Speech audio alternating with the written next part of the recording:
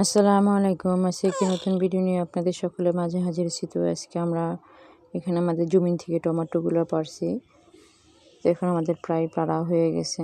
তো এইগুলো সে কাজ করা আর পাকাগুলো যেগুলো বাড়িতে নিয়ে আসছি, সোহার বাবা আমাদের এনে দিয়েছে। তো এগুলো এই যে এখানে আসছি। তো আজকে বাড়িতে আসছি অনেক কাজ, তার জন্য আজকে আমরা বাড়ির উঠানটা পরিষ্কার করব। এই যে উঠানে সিমেন্টের বস্তার কাগজগুলো, এগুলো আমরা আজকে বস্তার ভিতরে ভরবো। তো এখন আমি এগুলো বস্তায় ভরতেছি এভাবে করে।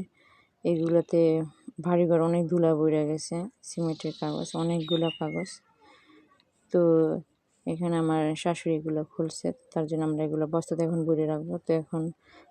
তো এখন আমি এভাবে পানি দিয়ে ভিজিয়ে দিব। আমাদের বাড়িটা সম্পূর্ণ সিমেন্টের বস্তাগুলো প্রায় 500 বস্তা ফল হয়েছে, তার জন্য ধুলা দিয়ে ভরে গেছে সিমেন্টের দিয়ে। তো তার জন্য পানি দিয়ে দিচ্ছি জানি এগুলো বর্ষা পড়ে। এভাবে করে আমি পানি দিয়ে এভাবে ভিজিয়ে রাখবো।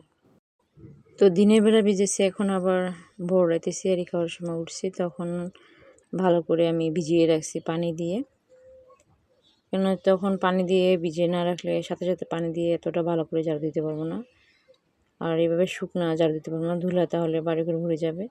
তার জন্য আমি ভালো করে পানি দিয়ে ভিজিয়ে নিয়েছি। যেরকম বৃষ্টি আসলে পানি দিলে ভালো করে ভিজে, তো ওরকমভাবে আমি ভিজিয়ে নিয়েছি। তো এখানে ধুলাটা বেশি, এখানে একটু বেশি করে পানি দিয়েছি যেন ভালো করে ভিজা হয়, এখান থেকে ধুলাটা না উঠে। তো এইভাবে করে আমি এখন আমার প্রায় ভিজানো হয়ে গেছে। তো যখন সকালে উঠবে তখন আমি ঝাড়ু দেব। এখন আমাদের সকাল হয়ে গেছে, তো সাহাকে বলেছে আম্মু উঠো, বিছনাগুলো ঝাড়ু দেবো, তারপর আম্মু বাইরে আজকে কিছু কাজ করব। তো এভাবে আমি বিছনাগুলো গুছিয়ে নিয়েছি। তো আমাদের রুমের বিছনাগুলো ঝাড়ু দিয়েছি, মাঝখানে রুমের বিছনাগুলো এভাবে করে সবগুলো পরিষ্কার করে নিয়েছি। তারপরে আমি ঘর ঝাড়ু দিয়েছি। তো এরই মাঝে সাথে বৃষ্টি আমার সামনে এসে রয়েছে, ও আমি যেখানে যাই সেখানে ওরা আমার পিছিয়ে পিছিয়ে খালি হাঁটে। এভাবে করে আমি ঘরটা ঝাড়ু দিয়ে নিয়েছি। এখন আমার ঝাড়ু দেওয়া হয়ে গেছে। তো এখন আমি বাইরে চলে আসছি, বাইরে ঘর উঠান ঝাড়ু দেওয়ার জন্য। তো এইভাবে করে এখন আমি উঠান ঝাড়ু দিব। সূর্য উঠে গেছে, সকাল হয়েছে, তো এখন আমি ঝাড়ু নিচ্ছি। তো এইভাবে করে আমি করতেছি যিনি ভালো করে পরিষ্কার করে নেব।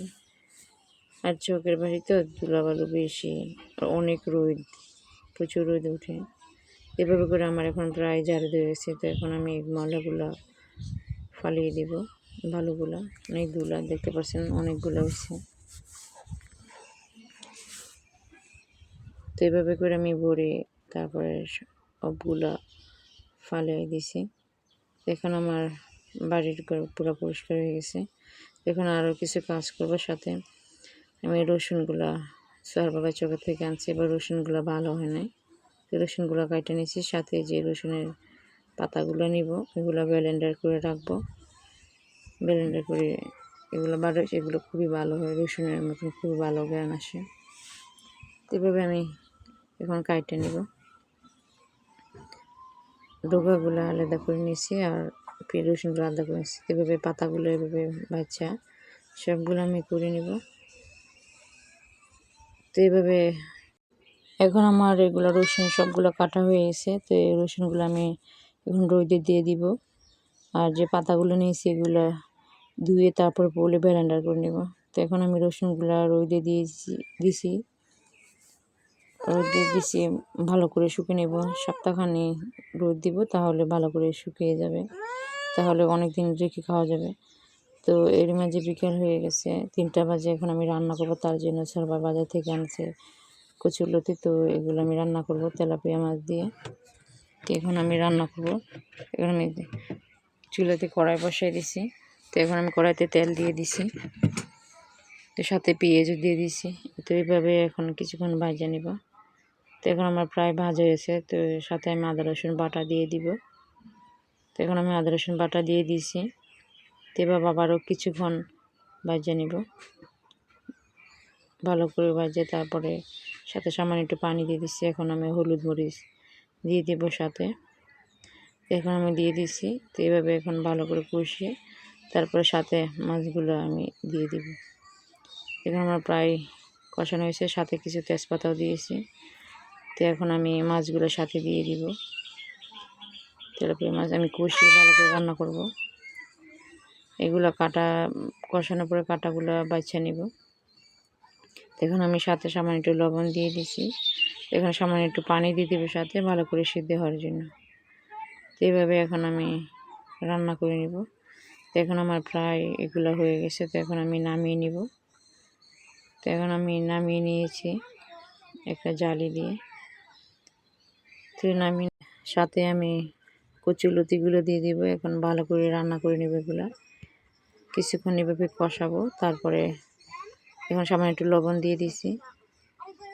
এভাবে কিছুক্ষণ কষানোর পরে এখন আমি সামান্য একটু পানি দিয়ে দেবো, যেন ভালো করে রান্না করার জন্য। এখন যে পানিটা দিব আর কোনো পানি দিব না, এই পানি দিয়ে রান্না করব। তো এখন আমি ঢাকনা দিয়ে ঢেকে দিয়েছি। তো এখন মাছগুলো আমি সাথে বেছে নেব, যে কাঁটাগুলো আমি বেছে নিতেছি। তো এভাবে করে সম্পূর্ণ সবগুলো মাছ বেছে নিয়েছি। তো এখন আমি আবারও তরকারিগুলো নেড়ে চেড়ে আবারও কিছুক্ষণ রান্না করব। তারপরে সাথে আমি মাছগুলো দিয়ে দিব। তো এখন আমি মাছগুলো দিয়ে দিচ্ছি। তো এইভাবে এখন ভালো করে রান্না করে নেব। এখনও প্রায় কিছুক্ষণ হয়ে আসছে। তো এখন আমি তরকারিতে জিরার গুঁড়া দিয়ে দিব। তো কচুর শাকে কিংবা কচুর তরকারিতে জিরা না দিলে ভালো হয় না, তো আমি জিরা দিয়ে দিছি। তো এখন আমার প্রায় রান্না হয়ে আসছে। তো এখন আমি নামিয়ে নিব। তেল লুতিয়ে আমি নামিয়ে নিয়েছি। তো সাথে আমি কিছু আর 2টা জিনিস রান্না করছি। টক রান্না করছি, সাথে উস্তা ভাজি করছি। তো আজকের মতন আমার এখানে ভিডিও শেষ। নেক্সট কোনো ভালো কোনো ভিডিও নিয়ে আপনাদের সকলের মাঝে হাজির হব। সেই পর্যন্ত সকলে ভালো থাকবেন, আমাকে সকলে সাপোর্ট করবেন, লাইক করবেন, কমেন্ট করবেন, শেয়ার করবেন, আর আমার চ্যানেলটা সবাই সাবস্ক্রাইব করে দিবেন।